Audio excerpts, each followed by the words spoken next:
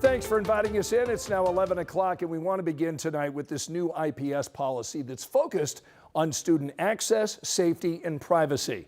The school board approved that measure last night following a lawsuit from the Indiana Attorney General claiming IPS unlawfully impeded federal immigration enforcement.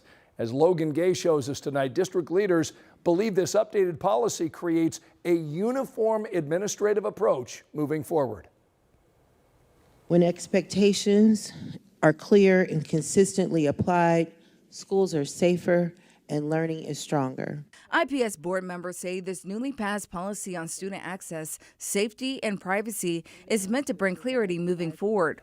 It reinforces equal access to public education for all students living in the district, regardless of race, religion, disability, or immigration status. The policy also protects student record confidentiality, releasing information only when required by law, and designates the superintendent to develop and carry out the guidelines. Board members say it reinforces their core mission, educating and supporting students. The policy makes clear who is responsible for what and how decisions are made. The new policy follows a lawsuit from Attorney General Todd Rokita, who claims IPS refused to turn a student over to ICE in January. When the lawsuit was filed, Rokita said the district's policies and practices frustrated federal immigration authorities. But IPS board members say their new policy follows Indiana law and stays within legal boundaries. IPS will continue to comply with all applicable local, state, and federal laws.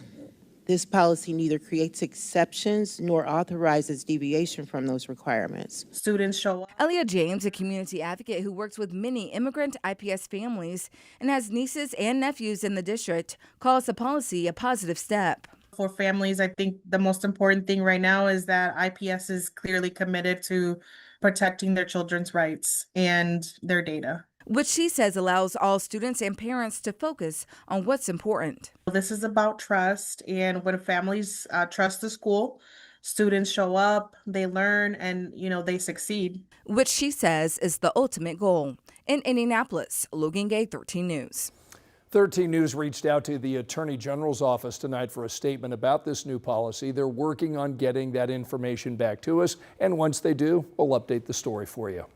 IPS passed this new student access and privacy policy the same night that state lawmakers sent a bill on immigration enforcement to the governor's desk. That bill prevents government entities, including public colleges and universities, from limiting immigration enforcement.